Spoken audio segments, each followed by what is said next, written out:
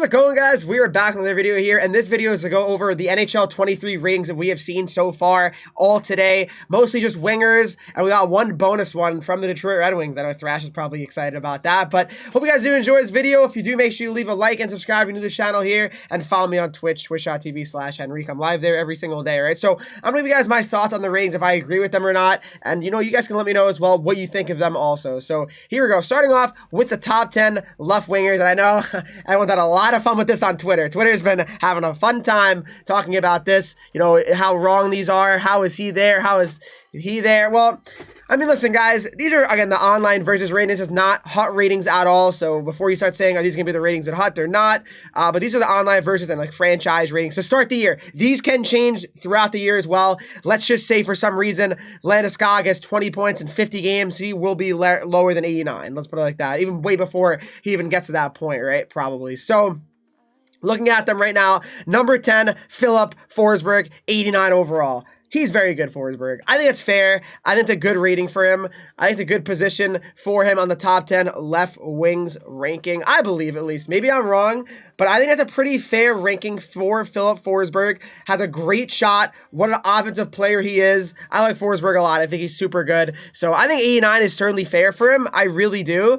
There's not much more I can say than that he deserves it. He really does. I mean, I'll say this. The only thing you can really argue, I think, for some of these guys is really their overall should be higher, maybe, or lower. That's what I think, but I don't know. Here we go. Anyway, moving on. We got Landeskog at number 9, 89 overall, the captain that just led the team to the Stanley Cup. I think that's fair, 89. I mean, Landeskog is certainly not the McKinnon or the Makar level type player or Rantanen. So I think that's fair for Landeskog, 89. It's not like it's, you know, really, really high either. It's not like it's really, really low. I think it's a pretty fair rating for him overall, Landeskog. I don't know. He could be, you could argue 90 just because, okay, they won the cup. Why not celebrate, give him a little bone here and give him the 90 overall. But I feel like the players above him are definitely players that are above him in talent and as a player. So I can agree with that.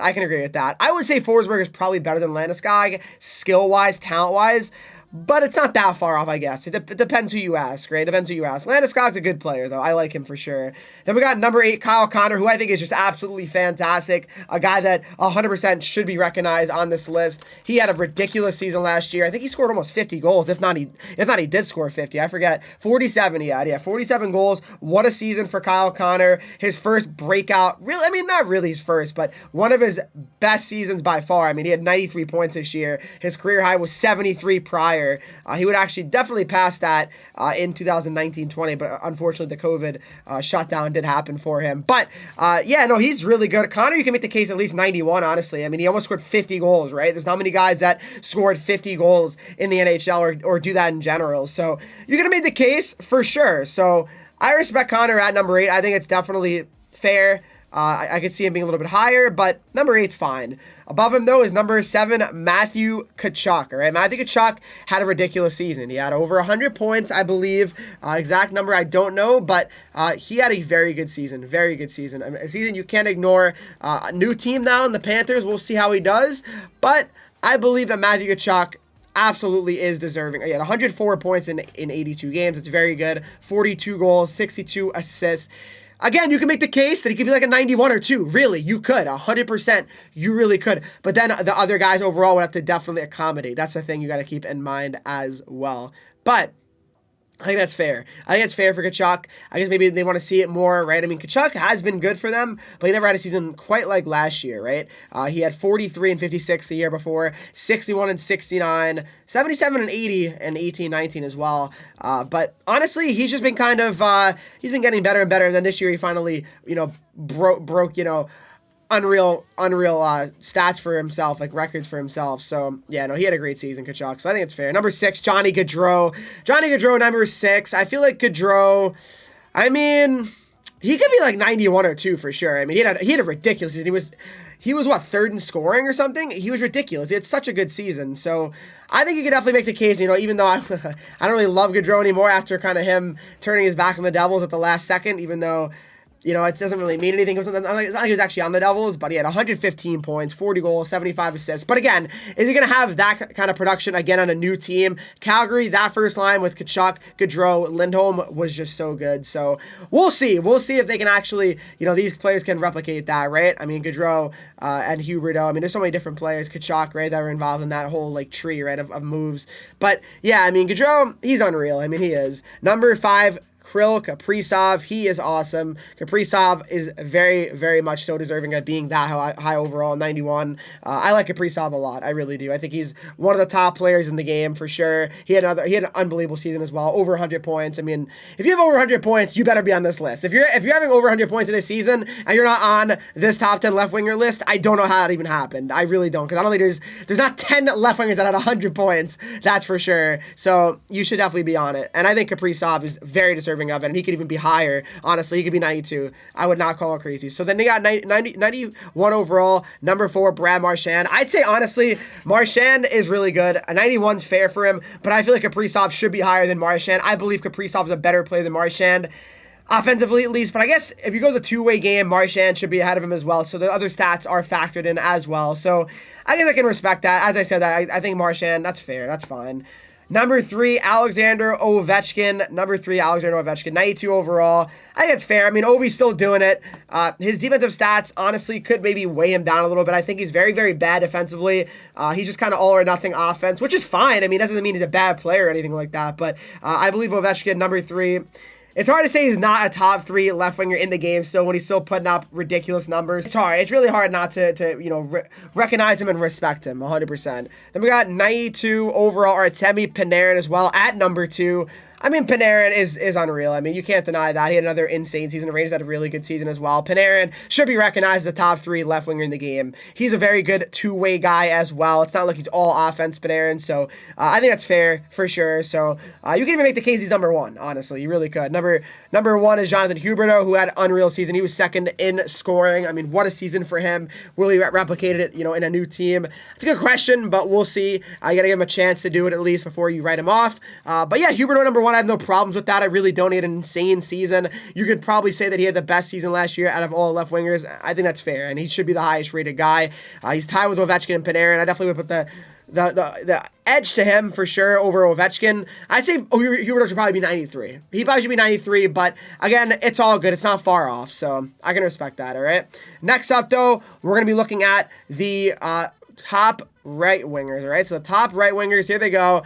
I'm not going to take too much time to go over every single one like I did the last batch of left wings. Kyrou, I think, is a little bit crazy for being on the top 10 right wing list already. I mean, he had one breakout season. Other than that, I mean, I know he's a top 10 right winger in the game, but I respect it, I guess. I mean, they're high on the Blues, it seems like, because Vlad Tarasenko is also number 9.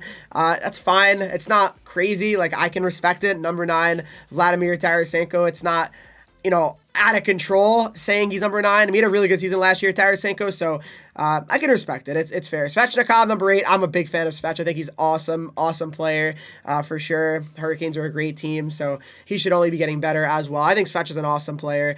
Mark Stone, number 7. He's insane two-way guy. So Mark Stone, I think at 89 overall is fair. You could even make the case for 90, but he was hurt a lot last year, so maybe EA's kind of weighing that as well, saying that he got hurt a lot and he didn't play as many games. So we'll see if he's deserving of a 90 overall at the start of the year. He could definitely go up to 90 very quickly. 2 months in, he could be 90 overall at the roster update, so I wouldn't really panic yet about, Mark Stone's rating. Number 6, Alex DeBrincat. Senators fans are very excited. I mean, I wish the Devils would have got him, but we're not lucky enough. But yeah, he's good. Very good player. Let's see what he does without Patrick Kane, though. 40-goal season, though, pretty much. A lot over the last few years, so when healthy and when there's actually enough games to do it, he'll score 40 pretty much. So yeah, ADB is very good. I think he's deserving of number 6. Number 5, Mitch Marner. I believe Mitch Marner should be higher than 90 overall. I believe his points per game were ridiculous last year. Marner was having an insane season last year. I think higher than 90 is fair. He could be at least 91, at least tie with Pasta. I don't think Pastrnak is that much better than Marner. I mean, I guess it's only 1 overall, but I'd take Marner probably over Pastrnak at least in the regular season. I know people are going to say, but he doesn't do anything in the playoffs. I'm looking regular season at least. Marner, I think I would rather have when it comes to point production. So, yeah, I don't know. Pasta's really good, though. I love Pasta. Pasta at number 4 is very fair. Pasternak's an elite winger in the game. Easily top 5 right winger, 100%. That's not even a question in my eyes. So, yeah, he's outstanding. Rantanen had a ridiculous season as well for the Avs, winning the Cup.